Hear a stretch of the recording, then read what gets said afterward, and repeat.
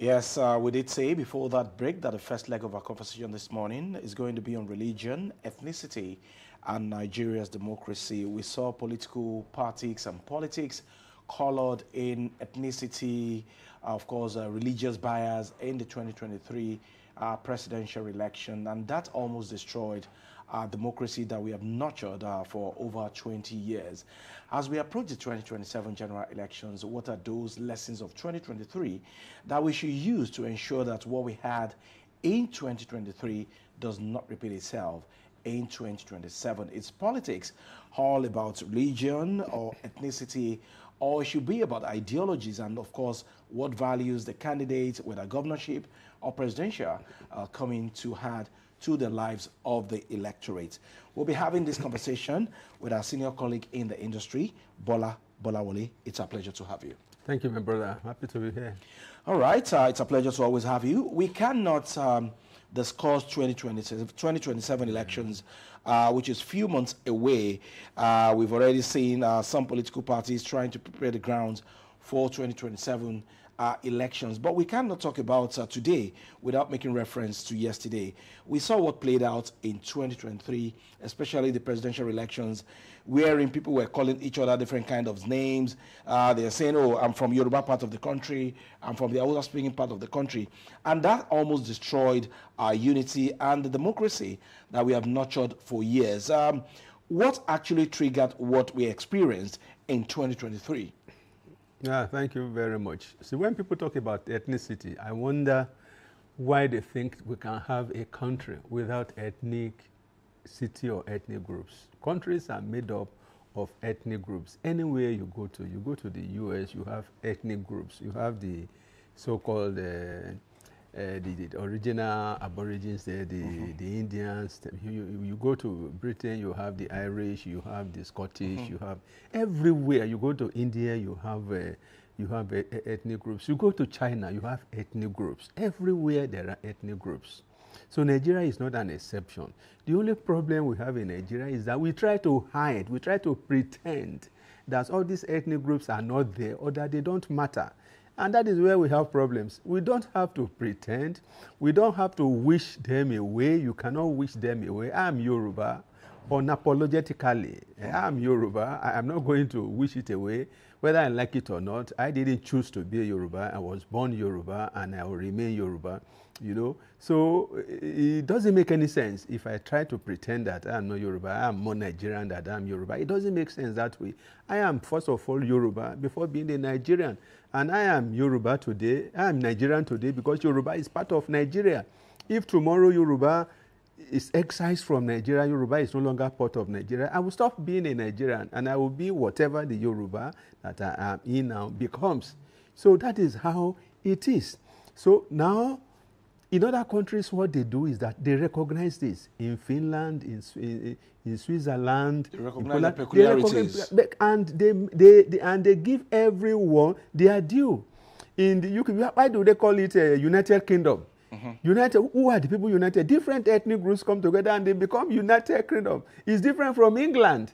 Yeah. There's a difference between England and the United Kingdom and the Great Britain. There's a difference. You know, it is because of the different ethnic groups that make up for that country that gives those different names. So in Nigeria, we try to hide that we have over 300 and something ethnic groups. We want to force the Yoruba person to think that he's a Nigerian that is not Yoruba. We want to force the Igbo to think that he's a Nigerian is not Yoruba. We want to force the Hausa or the Fulani to think that they are Nigerians, they're not Fulani. It doesn't work like that. That was why when the British were leaving, they gave us a constitution that allowed for each ethnic group to develop at its own pace. We had what we call, what we now call true federalism, regionalism. You see, the government of the Western region was on its own, was going about its own development at its own pace. And we saw the rapid pace of development in the Western region of Chief Obafemi Awolowo. First this, first that, first this, first that. And the other people were also developing at their own pace. What they could copy from Awolowo, they were copying. What they did not like, they were jettisoning. And everybody, there was more cohesion and there was, we had more peace then. But now we cancel that. When the first military coup came, we cancelled that. We brought about what they call the so-called unity decree and things like that, and then a unification decree, and then we jettisoned regionalism or federalism, and then we have this military imposed autocratic unity that is not helping us. That is where you are having these problems. All we need to do is go back to what we used to have. Regions? Let every ethnic group go and Google every map, every country in Europe. You don't find a place where one ethnic group is oppressing or lording over another. Was that not what? Yes, was that not what caused all the problem in Kosovo, in former Yugoslavia? That was what caused it. And when we have this problem in the problems that we have been having in Africa now, is it not the pogroms that we having everywhere? Is it not this question of Tutsi lording it over Hutu or things like that have been having all these problems? So let us recognize that we are different peoples with different ethnic compositions, different orientations, different religion in some cases, different ideas, different culture. Let us understand that. So let us make room for the individual differences. And then we meet at the center. It is how it's supposed to be.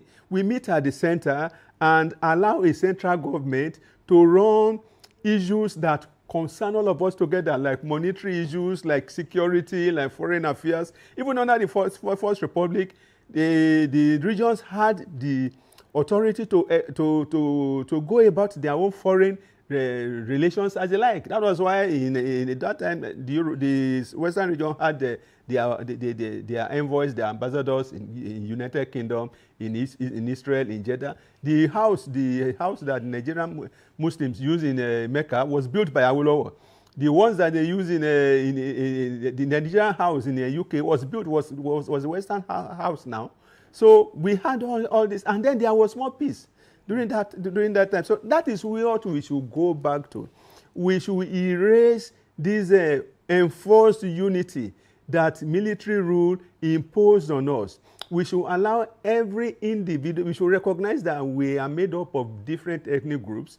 We are composed of different cultures, and let us make allowance for that, and let us create a system of government that allows individuals to operate at their own pace, but we meet at the center where we organize ourselves and run common institutions that make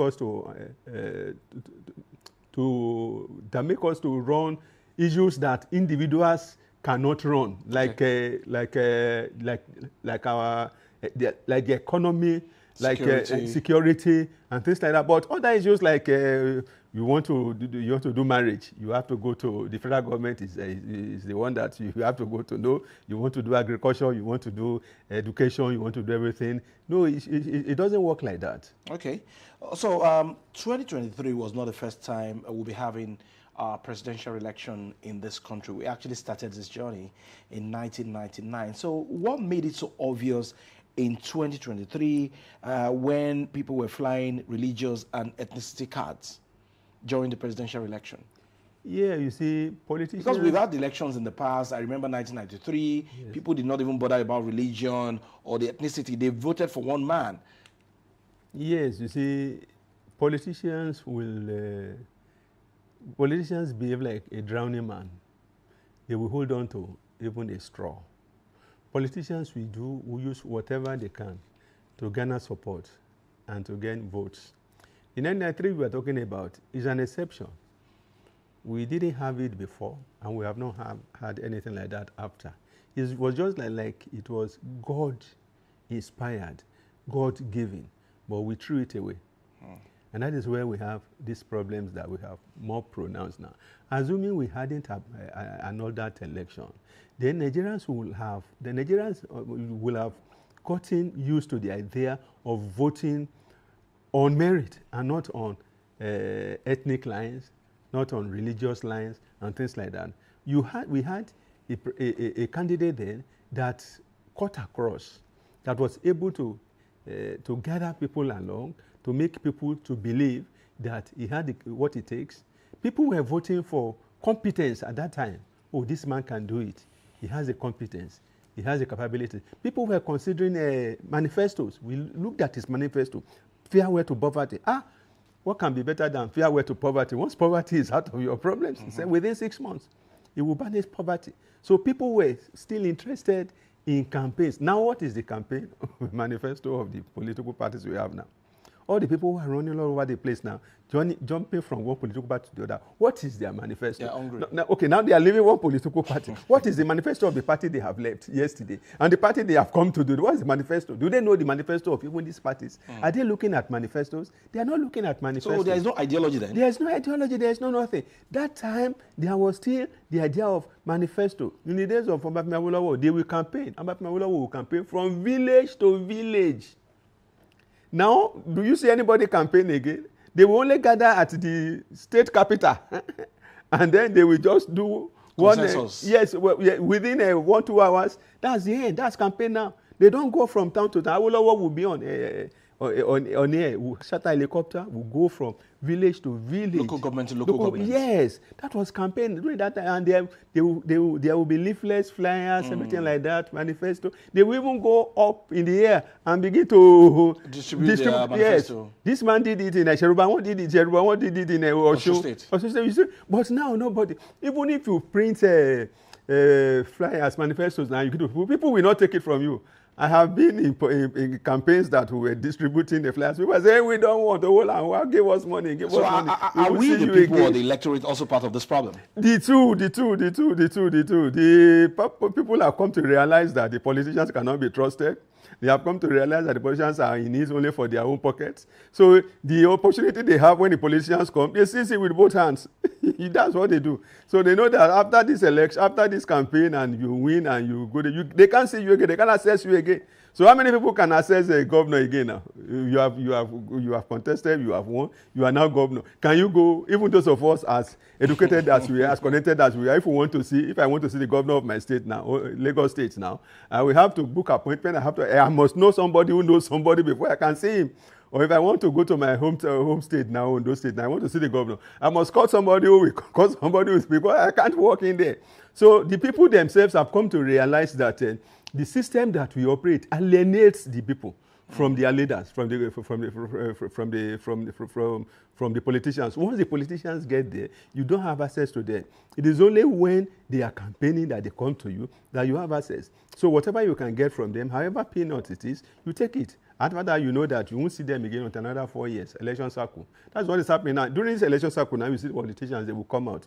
They will go all over the place. They will go as many places as they can. And then whatever the people can get from them, they will get. After that, that's the end again. So it is the system. Another 4 years. Yeah, another 4 years. The system we operate. The people themselves have come to understand the system, and they have come to resign themselves. I'm not going to say that they accept it. They have resigned themselves to, maybe this is our fate. There's nothing we can do about it. Okay, so another round of election is coming in the country, the 2027 general elections, and we have seen all these political parties trying to organize their primaries, trying to present the best of candidates so that they can still retain power in 2027. But these sentiments that you have highlighted in the areas of religion and ethnicity, it's beginning to rear its head again. Some of these parties are saying that, okay, we are zoning their ticket to the south. Some are saying they are zoning their ticket to the north. I just pointed out now that leadership or service to develop the nation should be more of merit rather than your ethnicity or your religion. So for us to develop as a country, now that these political parties are still flying the kite of ethnicity and religion, then does that not tell you that it's going to be business as usual in 2027 again? So how do we develop? How do we progress as a nation and our democracy as well? Yeah, thank you very much. The Constitution is our ground norm. The ground rules is the Constitution of the Federal Republic of Nigeria. If you don't get it right at the level of the Constitution, you can't get it right at any level. The Constitution that we have here now does not recognize the rights of different ethnic groups, does not allow for political parties to operate at the level of regional levels and things like that. The Constitution that we have now does not allow political parties that operate even at the level of issues. In other countries, you have political parties that will say that I'm only interested in the environment. I'm only interested in power. I'm only interested in my local government. You see, we have issue-based political parties. In Nigeria, every political party must be national. Must have offices in 774 local governments. How do you get the money to do that? You must be involved you must be national in outlook. And if your name does not carry national, if you don't put national, like National Party of Nigeria, you must put Unity Party of Nigeria. If you don't put Unity or National, you must put Congress to know that you are encompassing everybody. That is the problem that we have. It doesn't have to be so. So we have to rejig our constitution. We have to look at the way we organize our systems. The way we organize it at the moment is elitist. The way we organize it at the moment is what is giving rise to all these primordial interests of religion, primordial interests of ethnicity and things like that. There is nothing that is wrong with even a party being that I'm a religious party. We have religious parties everywhere. You have ethnic parties everywhere in other countries. This party we say is a party for maybe Catholics. This is a party for Protestants. In fact, in the U.S., you know which of the parties is made up of Protestants. You know which of the parties is made up. You see, it's like that. It's everywhere. So, but here in this country, we pretend. We try to paper over the cracks, and therefore, but because it is unreal, what we are doing is unreal. It will always show at the end of the day. And when it begins to show, we begin to cry. We don't have to cry. Nigeria is made up of different ethnic groups. That is a fact. You must accept that fact. In Uganda, why is it that Jomo Kenyatta won the election and his rival did not win the election? Because the ethnicity of the individuals, the one that came from the larger ethnic group, was the one that his people followed, and he won the election. His son got there again, the same thing. When the son of the other man got there again, the same ethnic card played out. That is how it is. In Nigeria, it is also how it is playing out. The NPC of First Republic won the election because their ethnic group were more in number, and the ethnic group supported them. It's as simple as that. It is still the politics that is paying up till now. So, and that is why it is said that when you have a federal system of government like Nigeria, you must develop a system of government that will not allow one region to be superior, to dominate the others. You must have a system whereby a single region cannot lord it over the other regions put together. So, but we have not done that. We have just tried to pretend that we don't have all these ethnic problems, we don't have all these religious biases and things like that. But they are there, and they will rear. It's like they will rear their ugly hairs. It's like the smoke. You cannot prevent the smoke from coming out. It will come out no matter how much you try. So what we should do is to understand that we have this is the basis of our federation, yes. And then how do we now cope with it in such a way that we tend towards unifying ourselves instead of these disparate groups? These things now put wedges in between us because we try to pretend that they do not exist. Let us understand, let us agree that they exist. Are we not, I'm sorry, sir, are we not coping, are we not accommodating each other when you look at the way and manner we share appointments and resources of the country, the quota system that we use when we are appointing ministers in Nigeria? Every state is evenly represented in the Federal Executive Council. That is the elite. It doesn't concern the people. The poor people. Like somebody was saying, it says that when you say that the presidency is owned to the east or to the west or the north, the people do not benefit. It is the elites that benefit. A governor comes from your local government does not mean that you benefit. A minister comes from your state does not mean, I don't even know the minister that is from my state. I'm from Ondo State. I don't even know the minister. So, Jojo. I don't one of the shining stars of this administration. Okay, I don't even know. I don't even have his number. I don't have access to him. So how do I benefit from him? Because he's representing me. He's not representing me. How do I? But when you want to renew your passport or you want to get a new passport, in one way or the other, you're going to benefit from his efficiency. Everyone benefits from that. That is what we are talking about. If you appoint people on the basis of efficiency, everybody benefits. Everybody benefits. And not directly. In fact, I used to tell people, I said, anyone who is in power and you cannot benefit from him from your own corner. If you need to go to him, you need to access him before you can benefit. He has failed. Now we are talking about a minister. We don't need to go to him, but we benefit because when we go to access facilities under his control, we see that we benefit. There are other people like that. I may not know the registrar of JAMB, but people benefit from him. I may not know the man who is in charge of NDLA, but we serve as the people benefit. There are several of them like that, that they may not even be Yoruba, they may not be from my state, but because of what they are doing, we benefit. So it should be competence that should determine. So it is when you make a competence, service delivery, the watchword, that people will benefit. Not when you put somebody who is a Christian, because I'm a Christian. Even if you put somebody who is a member of the Redeemed Christian Church of God, because I'm a member and the pastor there, I may not benefit because I may not know him. Okay, the former vice president of this country was a member of your church. I never met him. I have never met him in my life. So how did I benefit from him? So on the basis that he is a pastor of Redeemed, how did I benefit from him? Nothing. So our democracy should be more of service and impacting the people. It should. Instead of considering whether you're a Muslim or you're a Christian. It should. But the reason why we are considering all of that is because we try to cover it up. We try to pretend that it does not exist. And the people... Yeah, but we preach one united Nigeria. It doesn't work. It's just a mirage. You see, unity, they call it unity in diversity. But the diversity is not allowed to uphold. The diversity is the first thing you must enthrone. Let us know that we are diverse people, diverse groups, diverse religion. And that is what makes America great. Yes, that diversity is not allowed to blossom. You must give room for that diversity. Allow each of the regions to operate at their own space. This idea of having 36 states, and some people are still asking for more states. States that are not viable. States that go to Abuja every month with begging bowls, cap in hands. Still, they're asking for more states. What for? Because they are playing the ethnic card. Yoruba states have 6. Igbo states will have 6. Can you imagine? Is it the same population in Yoruba states that you have in Igbo states? Can you imagine? Is it the same landmass you have there that you have? In fact, the whole of... so that's where inequality comes in.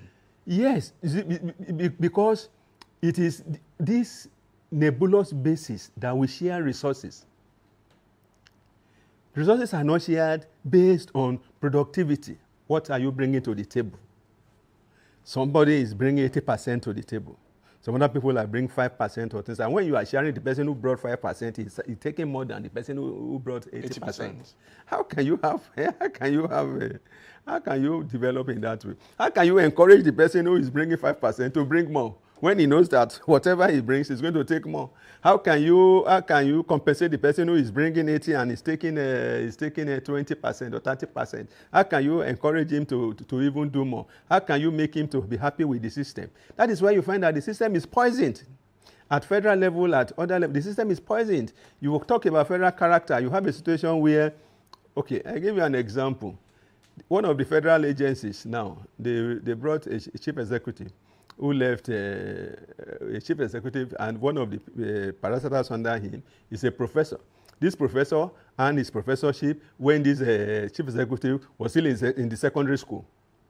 Now the man who was in the secondary school, when this man had become a professor, is now the boss of the professor. The professor had to go to him with file and put his hands behind him. So after his first time, he refused to take a second time. He said he's not going. He has had enough of that. And that is how you have it all over the place. And you want the country to grow. How can the country grow? You have, because of federal character, somebody... I had a friend who went to court to challenge the federal character Unity School. His daughter got maybe 70-something%, couldn't get admission because the quota for Ogun State at that time was 80%. And this guy got maybe 70%. And somebody got 2% from Sanfara. Yes, Unity, go and look at it from all these Unity schools. 2%, and the person got admission. And he went to court, and the court said it was federal government policy. The Supreme Court said, yes, we agree, it's a discrimination, but it is enshrined in the Constitution.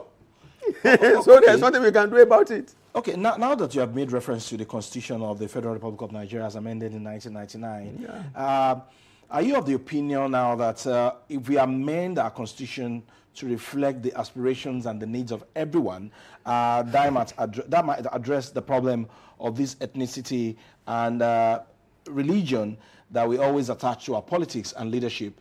Yes, it will to some extent. See, let us go back to the 1960 or 1963 Constitution. That Constitution, when you look at it, it is still by far, it may not have been, it may not have been a perfect constitution, but it's still better than the one that the military they are giving us. All the constitution that the military have given us, in 1989 Constitution, 1999 Constitution, all the amendments, everything like that, they are nowhere close to what we had in 1960, which were the constitution that were negotiated and agreed upon by the various political leaders from the various regions, from the various ethnic groups, from the various religions, from the various cultures. They came together and they had all constitutional conferences, some of them in London, some in Nigeria here, and they agreed. Even though there were some problems with it, they still agreed. That one is far better than what we have now.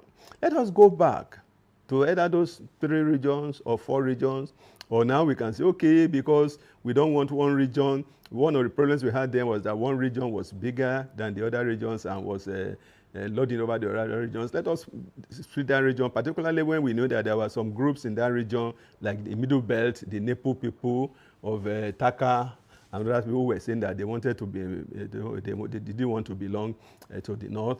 Let us have the Middle Belt or whatever. Let us have the Northeast that belongs to the other groups other than the Fulani and the Hausa. Let us have maybe 6 regions or 8 regions and something like that. And let us now have a constitution that allows each regions to develop at their own pace. Let us do away with all this so-called federal character, quota system and things like that, because it's not helping anybody. It is not helping the states that are being cheated. It is not helping the states that are being favored. It's like robbing Peter to pay Paul. At the end of the day, you discover that the people you are favoring, they don't have any incentive to want. You say you are doing it so that they can cash up. They are not cashing up. If you continue with that system for the next 100 years, they will never cash up, because the incentive to cash up is not there. When you score 2% and you get admission, and somebody scores 75 and does not get admission, what is the incentive that will make the person who has scored 2% to want to score higher marks? There is no incentive. When you can just go and get a certificate and they put you in the civil service, or when you are just a level what in the state civil service, and then they can transfer you to the federal civil service, and you become a PS, you become a this, you become a that. What is the incentive? I was discussing with a friend of mine from the north, from the Niger State one of these. He was telling me, he said, Bola, if you are from a state, you will have been commissioner many times over. He said, I'm tired of becoming commissioner. Imagine. He said, I'm tired of becoming commissioner. He said, but you now, you can't smell it because of where you come from. And that is the truth. You see, because of the level of education in those places. And there's no encouragement. There's no encouragement for people to want to cash up. Okay, you are putting us down because you want them to cash up with us. It will be better, it will be okay if they are making effort to cash up, but they are not making any effort to cash up. They are satisfied with the preferential treatment they are because getting. Somebody will come and serve them manner. Yes. So you are not helping them and you are not helping us. But if we have another constitution that we allow individuals to develop at their own base, yes, if the quality of people you have and the quality of people that you will use, by the time you see that they are not working well for you, you will do something. And then let us also have our own system. Don't put us down. Let each state, each region develop at its own pace. Let us have our own policies. Would that be with their own constitution as well? Yeah, it will be the same constitution. The constitution will just say that in the present situation where the federal government has control over virtually everything, we just reduce the functions of the federal government to about 3 or 4. Monetary system, security, and then maybe foreign affairs or something. That's all. And then every other thing, whether it's agriculture, whether it is culture, whether it is education, whether it is health, everything, the states will take over, other things like that. So everybody will develop at his own space. Nobody will hold anybody to ransom. Okay, so will it be right for me to say that what we experienced and saw in 2023 is still going to play out in 2027 elections? Exactly. Because we have not done or tinkered with our constitution. It is already playing out. It's already playing out. Now you see that people... The political parties are saying we are zoning our ticket to the north. Exactly, and this one is saying we are zoning to the south. So a lot of them are now saying that, okay, let the south have 8 years because the north had 8 years. That was what we had at that time. When Buhari came into power in 2015, everyone, many of us, including myself, ironically, because I regretted it later, many of us thought that Buhari would perform very well. But after 4 years, we saw that he did not perform. And some of us were saying that we have to remove this man, but we couldn't remove him. Number one, apart from the fact that he was in power and because he rigged the election, we couldn't remove him because if you remove him, who will come into place? Some people went to talk to Atiku. Atiku, will you do the remaining 4 years of Buhari and do only 4 years? He said no, he will do his 8 years. People said no, 4 years of Buhari plus 8 years of Atiku, 12 years. No, that is too much. Let us suffer Buhari for another 4 years. That was why people left Buhari then. It's not as if Buhari is just because we were happy with his performance. So many of us. That was why we didn't vote in that election, but we didn't care that they rigged the election and it was there. So 4 more years. Now, but Tinubu is there. Some people are saying he's not performing. We are telling them that whether he performs or not, let him also spend his 8 years. It's a simple thing for that now. That is the problem we have with that constitution that we are operating now. That's the problem we have with the system that we have. It is not meritocracy now. It is it's my people. Turn by turn. It's turn by turn. Emilokon. So once it is your turn, you just stay there. Whether Tinubu performs well or doesn't perform well, let him spend his 8 years. If we are going to suffer for 8 years, let us suffer for 8 years. Did we not suffer 8 years under Buhari? And so why are some people telling us now that we are suffering? If we are suffering, now keep quiet. We kept quiet under Buhari, we suffered it for 8 years. That is the constitution we have. That is the system we are operating. That system is not working, it's not helping anybody. But what we are saying is that you should not keep quiet. For those of them who are crying now, you should not keep quiet when your own person from your own section of the country is the one in power. You keep quiet. Now when the shoe is on the other foot, when now it is the son of another person, that's when you begin to shout. We too will keep quiet. We will not shout. We will suffer it together. Then when it is your turn, again, then let us see what happens. It is the system we are operating, and that system is not helping us. But because that is the constitution that we have, that is the way we have structured our system of administration. That is as you lay your bed, so you will sleep. So as Nigeria has laid this bed, that's how we align on it. Let us change the constitution. Let us reconfigure this country. Let us have a system that favors meritocracy and not turn by turn. At the moment as it is turn by turn, Nigeria Limited. All right, interesting conversation with Mr. Bola Bolawole, a journalist who's been speaking on religion, ethnicity, and Nigeria's democracy, and indeed amplifying the fact that if indeed we want to progress as a nation, if indeed we want to have quality leadership, for us to progress as a nation, then we must amend the 1999 Constitution and, of course, cater for different ethnic groups and religion for Nigeria to continue to be united as an entity. Whether that will happen in 2027 is another kettle of fish entirely. But we hope we'll continue to live together as brothers and sisters and, of course, continue to make Nigeria proud. But again and again, it did say that we must amend our constitution if indeed we want to develop as a nation. We thank you very much for your time. It's my pleasure. Thank you very much. All right, we'll take a very quick break now on the program. When we come back, Joy is already standing by to take you through our own conversation. Stay with us. Don't go anywhere.